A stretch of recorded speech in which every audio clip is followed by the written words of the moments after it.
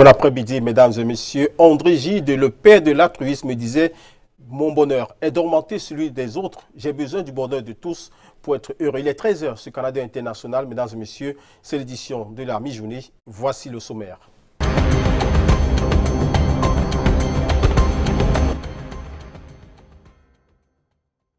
Extrême Nord, le pont Bawilwol s'est finalement affaissé cette nuit après une forte pluie diluvienne qui s'est abattue dans la ville. Le pont qui relie Mitsao et d'autres quartiers de la ville avait déjà été fermé une semaine avant après des fissures observées. Dans ce journal, un riverain réagit. Salon de l'artisanat départemental ouvre ses portes dans l'Ovouri. Plus de 250 artisans exposent leur savoir-faire dans les différentes catégories. Nous retrouverons Monique Naossi et Lutin Djomo en direct de la maison du parti de Bonandio dans cette édition de la mi-journée. Et puis après Fouman et après Bafoussam, le ministre de l'administration territoriale, Paul Atangandi, s'est rendu ce matin à Fumbot dans le département du Noun. Objectif: encourager les jeunes déplacés à reprendre avec le chemin de l'école.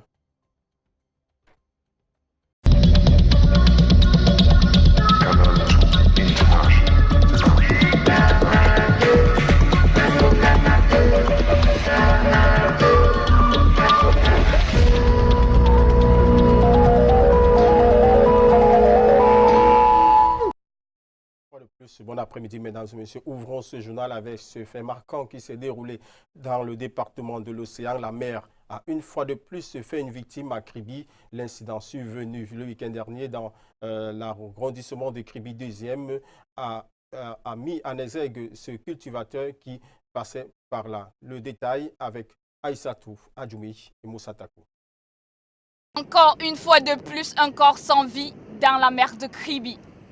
Âgé de 65 ans, il laisse la vie au lieu d'y ébobisser dans l'arrondissement de Kribi 2e dimanche dernier. Cultivateur et fermier était ce monsieur connu sur le nom de Mabali. Il avait ses champs de l'autre côté du fleuve Kienke et faisait aussi traverser des personnes tous les jours depuis des années. Ce dimanche donc, l'infortuné, en voulant se rendre à son champ, a pris comme à l'accoutumée sa pirogue seulement. En traversant le fleuve, le pire, sa pirogue s'est renversée.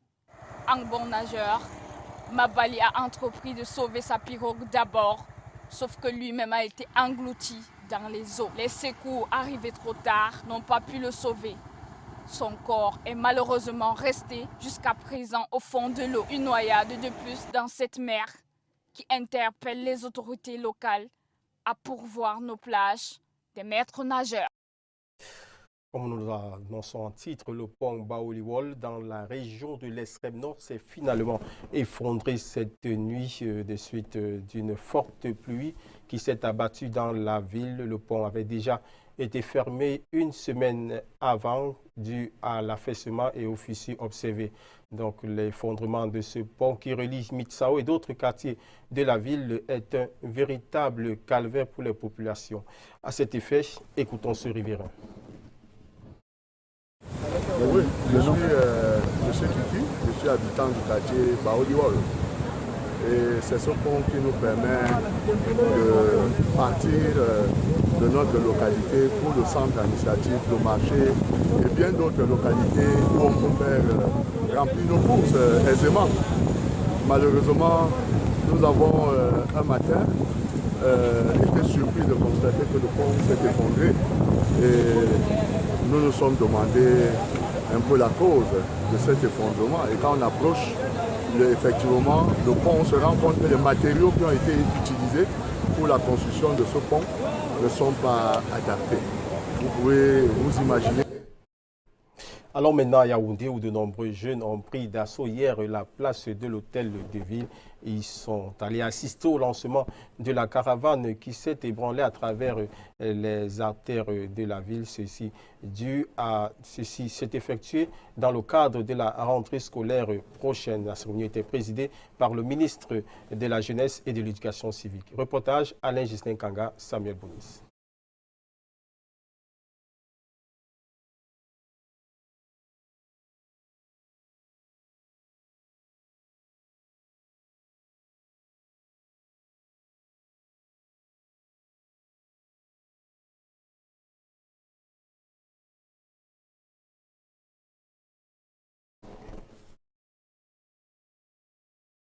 Nous y reviendrons avec cette information dans nos prochaines éditions. Poursuivons avec toujours l'éducation. À 4 jours de la rentrée scolaire, les parents et commerçants s'activent de plus en plus dans les marchés où les fournitures scolaires sont étalées à perte de vue. Nos reporters ont pris d'assaut ces rues et nous livrent le constat effectué sur le terrain.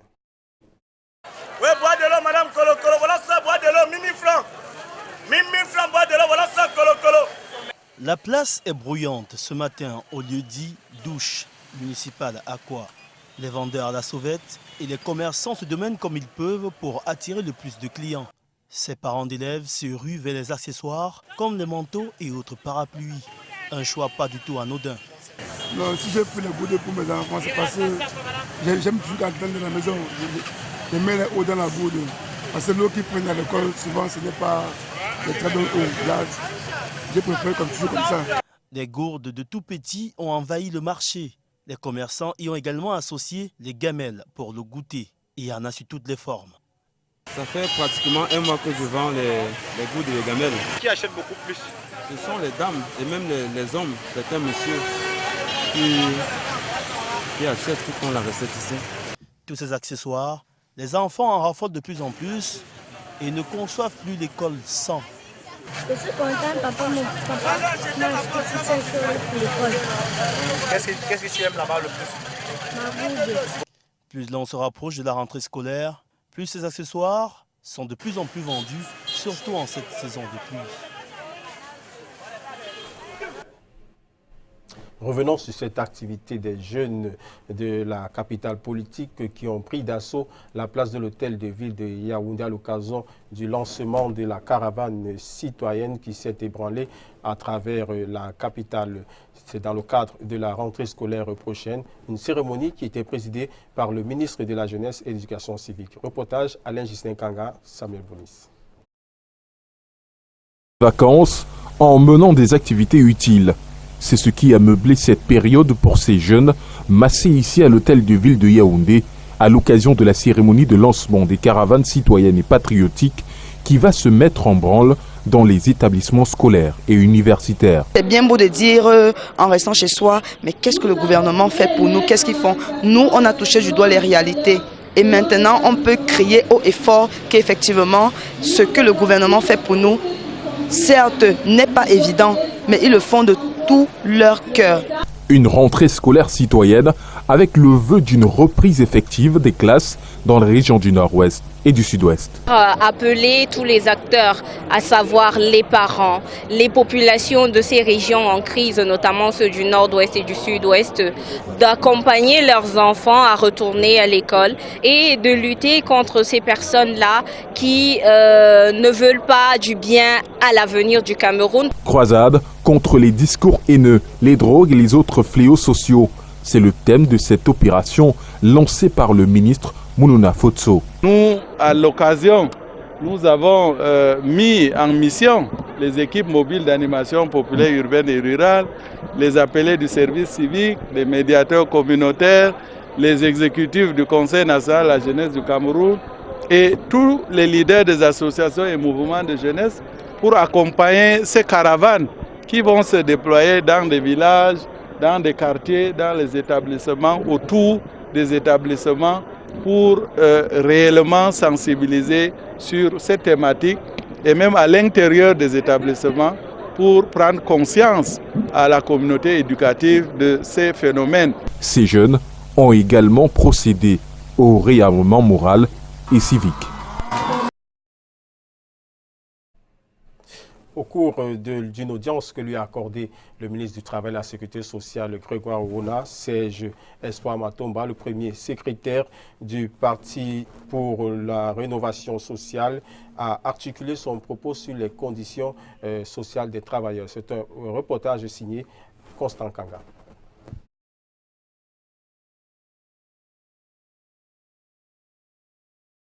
Les conditions des travailleurs nous préoccupent. Au Cameroun, vous savez, nous sommes un parti de gauche, un parti socialiste, et l'être humain est au centre de nos préoccupations. Et vous savez, aujourd'hui, quand on parle du travail au Cameroun, on a généralement mal, alors très mal. Et quand on parle aussi des conditions des travailleurs, on a encore mal. Et quand on parle même de la sécurité sociale, c'est un autre problème. Il a fallu que nous puissions venir auprès, n'est-ce pas, du ministère concerné par le travail et la sécurité sociale, que nous puissions discuter et comprendre déjà ce qu'ils font concrètement à leur niveau et éventuellement apporter quelques propositions pour améliorer, n'est-ce pas, les conditions des travailleurs, du travail et, n'est-ce pas, la sécurité sociale au Cameroun. Vous avez plutôt écouté là une attitude de Serge Espoir Matomba, premier secrétaire du PUS, au sorti de la rencontre avec le ministre du Travail et de la Sécurité sociale, Grégoire Wona. Poursuivons cette édition de la mi-journée avec ce naufrage du navire dans la presqu'île de Bakassi. 17 corps sont déjà extraits des eaux, 11 passagers rescapés et 10 blessés. C'est le bilan à ce jour des opérations de recherche menées. C'est un reportage d'Inès Ondambala. Le 25 août dernier, ce bateau transportant plus de 200 personnes est parti de Calabar au Nigeria pour Tiko au Cameroun. Alors qu'il était en surcharge, le bateau a heurté un banc de sable avant de se retourner au large de Bakassi, département d'Undiane, région du sud-ouest Cameroun. Le gouverneur de la région du sud-ouest est descendu sur le torrent pour une réunion de crise. Bernard Okaliabilay félicite les forces de défense pour leur prompte réaction. Nous voulons pour cela adresser déjà toutes nos félicitations pour la prompte réaction qui a permis de sauver ces vies humaines.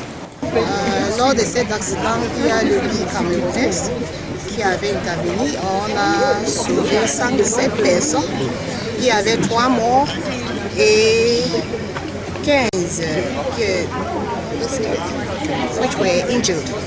Ils étaient amenés à l'hôpital général de Libé et à ce moment, c'est qu'on peut dire, on a déjà 17 morts. C'est au total 17 corps qui ont été extraits des eaux par la force Bicot et d'autres forces navales au Nigeria. 4 survivants ont été retrouvés. Cela porte à 111 le nombre de rescapés de cet accident de bateau. Puisqu'il n'y avait pas le fond, quand il a été sur un banc de sable, selon sa configuration, sa construction, il était complètement assis. Et là, dès que ça bascule, les passagers, tout le monde court d'un côté, ça fait renverser le bateau. Les recherches se poursuivent. Elles sont menées par les équipes de plongée du BIR et de la Marine nationale. Allons maintenant dans le nord-ouest, plus précisément à Bamenda, pour prendre le pouls de la ville où le lockdown est imposé depuis lundi. Mercredi hier, dans la ville de Bamenda 2e, les populations ont bravi le mot d'ordre de grève pour se ravitailler, alors qu'à Bamenda 1er, les hommes armés ont pourchassé les commerçants au quartier Upstate. C'est un reportage signé Junior Hussein à Nicolas. Ce mercredi 28 août, le quartier Mobikwen, dans l'arrondissement de Bamenda 3e, affiche une ambiance de grand jour. Les activités tournent, contrairement à ce qui se passe dans Bamenda 2e, où le compteur tourne au ralenti depuis lundi. Par contre, les taxis et motos sont en circulation à Kwen, comme si les mots d'ordre du lockdown des séparatistes n'existaient pas. Certains commerçants, à l'instar de ce boucher, affirment que même les combattants les plus farouches auront toujours besoin de s'alimenter. I don't know why they talk today in a lockdown, but at the same time, because they need to fight some war way, they need to chop. Yes. And they don't give now food for the population, even if the place be locked down. And they make an say, even if you live a house, you give for the chop. Now why that way? And they say, okay. Me, I joke of my house because I hear say today now lockdown. So me, I don't know. I joke on hold my engine. Motor, see I play them there. If play them there, lock, I go make up for us again. See, they say they're open. À cause de la peur, les portes du marché et stations-service environnantes sont restées fermées. Mais les personnes optimistes garde espoir que le bon fonctionnement des activités est un signe prometteur.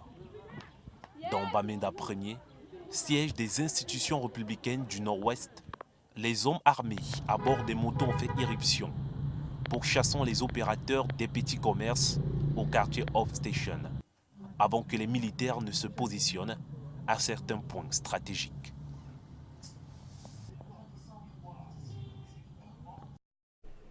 Après Bafoussam, le chronogramme du ministre de l'administration territoriale, Paul Atangandi, l'a conduit à Fumbot, c'est dans le département du Noun. Là-bas, le ministre de l'administration territoriale a encouragé les enfants déplacés à se rendre à l'école avec, pour insistance, la gratuité de celle-ci pour ces derniers. Junior Hussein et Njoyanoudine. Un peu plus de 8 mois, déjà que plus de 3500 déplacés internes, fuyant la crise dans le nord-ouest, vivent à Fumbot, dans la région de l'ouest Cameroun. Les exactions commises par les séparatistes anglophones ont poussé ces familles vers la ruine et la déscolarisation des enfants. L'appui du gouvernement pour soutenir ces familles victimes est porté par le ministre de l'administration territoriale, Paul Atangandi.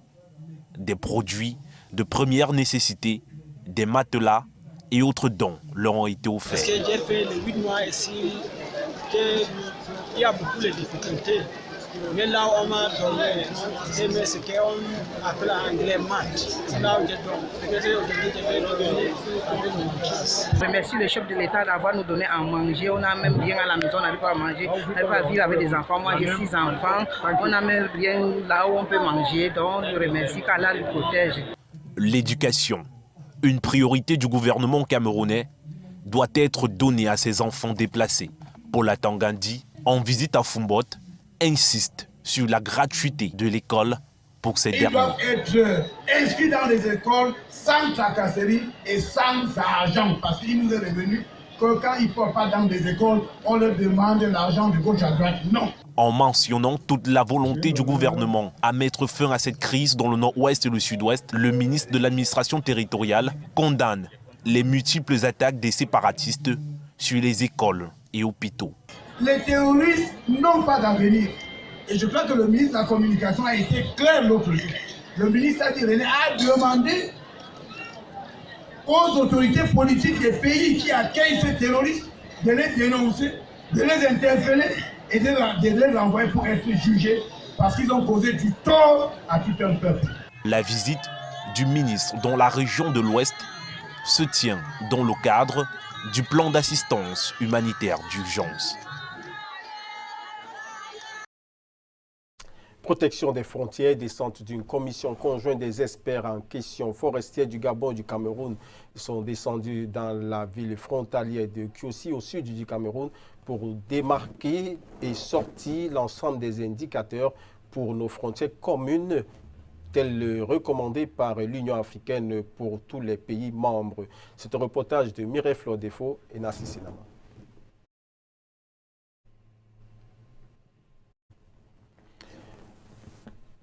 Quelques soucis techniques, nous poursuivons toujours cette édition du 13h Canada International. Comment booster la consommation locale du café Made in Cameroun? L'ONCC, l'Office national du cacao et du café, veut y parvenir à travers la formation des principaux acteurs du service à la tasse dans la ville de Douala. L'atelier de 2 jours qui s'est ouvert ce matin entend également relever les défis de la qualité du café Made in Cameroun dans un environnement essentiellement concurrentiel où la demande est bien présente.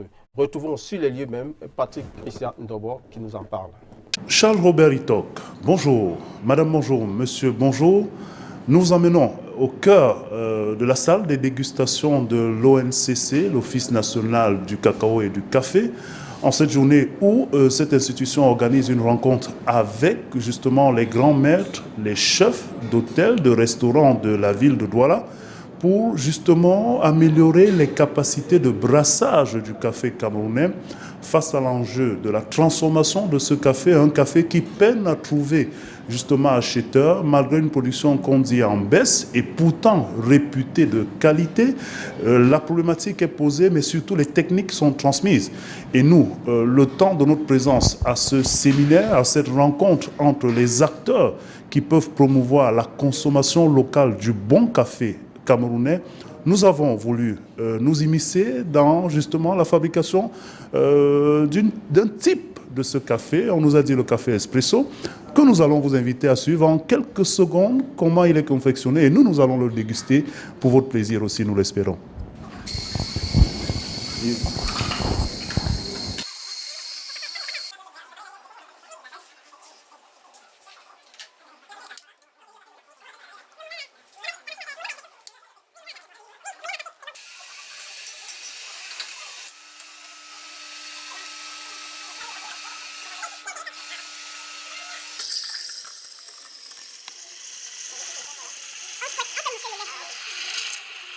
Une minute et puis le café espresso a été fait pour que nous puissions déguster ce cappuccino que vous avez à l'écran, Robert Charlitok, de bonne qualité, fait à base de café Robusta et Arabica camerounais. On nous a parlé de 70-30%. Les techniciens vont sans doute comprendre de quoi il s'agit. Nous, en tout cas, ce qui nous intéresse, c'est la qualité de ce café que nous dégustons pour votre plaisir. Alors, Robert Charlitok, on vous renvoie à l'antenne en ce 13h en vous souhaitant vous aussi de prendre une bonne tasse de café made in Cameroun et de la bonne façon juste après votre journal. Merci Patrick Dobor, je ne manquerai pas d'en prendre dès la sortie de ce studio. Mais avant, poursuivons avec le quartier Makéa Douala où les jeunes disent non à la délinquance et oui à la scolarisation. Une décision qui favorise les journées de l'excellence afin que ces derniers tournent définitivement le dos à la délinquance. Plus de précisions avec Alex Nembe.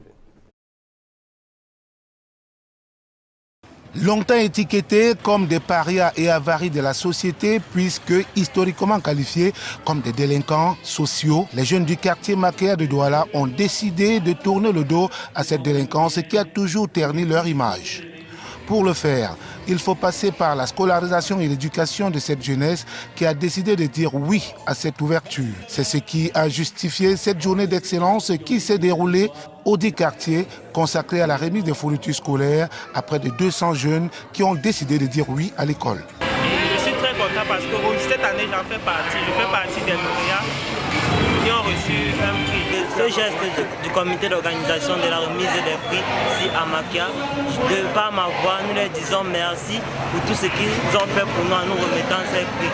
Je remercie M. Adam pour les tutos qu'il nous a donnés pour la remise. Pour Félicien Atanda, plus connu sous le pseudonyme de Cantona, il est question d'une prise de conscience et de responsabilité de ces jeunes. Depuis un temps, vous constatez comme moi que les jeunes du quartier Makéa commencent à faire beaucoup preuve de responsabilité. Alors de ce fait, je me suis permis de leur regrouper autour de la voie de l'excellence pour leur tenir un message objectif, un message de paix aussi qui tourne autour d'un vivre ensemble. Il a également été question d'appuyer les parents de ces jeunes afin que ces derniers puissent désormais regarder dans le sens du bien-être et du vivre ensemble, étant éduqués et scolarisés.